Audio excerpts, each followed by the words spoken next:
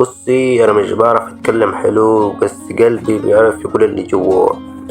من يوم ما دخلت حياتي وانا بقيت شخص تاني، بقيت اضحك اكتر وافرح من اقل حاجة، واستنى اي رسالة منك كأنها احلى خبر في الدنيا. يمكن الناس تشوفك بنت عادية، لكن انا بشوفك اجمل واحدة في عيني. مش عشان شكلك بس، علشان قلبك وطريقتك وضحكك وحتى زعلك. بحب لما بتتكلمي بنسى أي هم، ولما بتضحكي بحس إن الدنيا كلها بتضحك معايا. وجودك فرق معايا في حاجات كتير، خلتني أحب الحياة أكتر وخلاني أحلم وأنا مطمن. أنا مش محتاج هدية ولا كلام كبير، أنا محتاج بس أفضل أشوف ابتسامتك وأفضل مطمن إنك بخير. لما بتغيبي بحس إن اليوم ناقص، ولما ترجعي بحس إن كل حاجة رجعت مكانها. يمكن أنا مش بعرف أوصف إحساسي، بس كل اللي أعرفه إنك أول واحدة خلت قلبي يدق بالطريقة دي.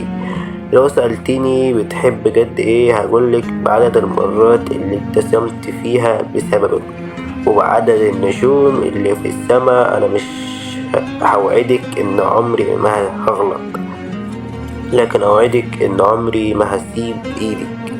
وانت محتاجاني هفضل جنبك، وفي فرحك وفي زعلك، في كل يوم ربنا يكتبها لي، لأنك بالنسبة لي مش مجرد حب، انت رحلة وأمان وحاجة جميلة ربنا يرزقني بيها. وفي الآخر مش عايز أقول كلام كتير، عايز أقول جملة واحدة من قلبي: انت أجمل حاجة حصلت لي في حياتي، وربنا يدومك فيا.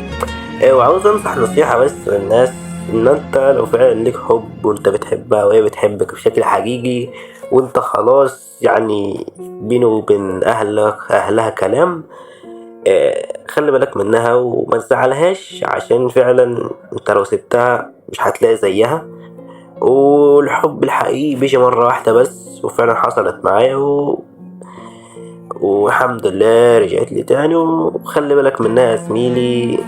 وشكرا لكم، كان معكم جمال أحمد، وأحلى سلام.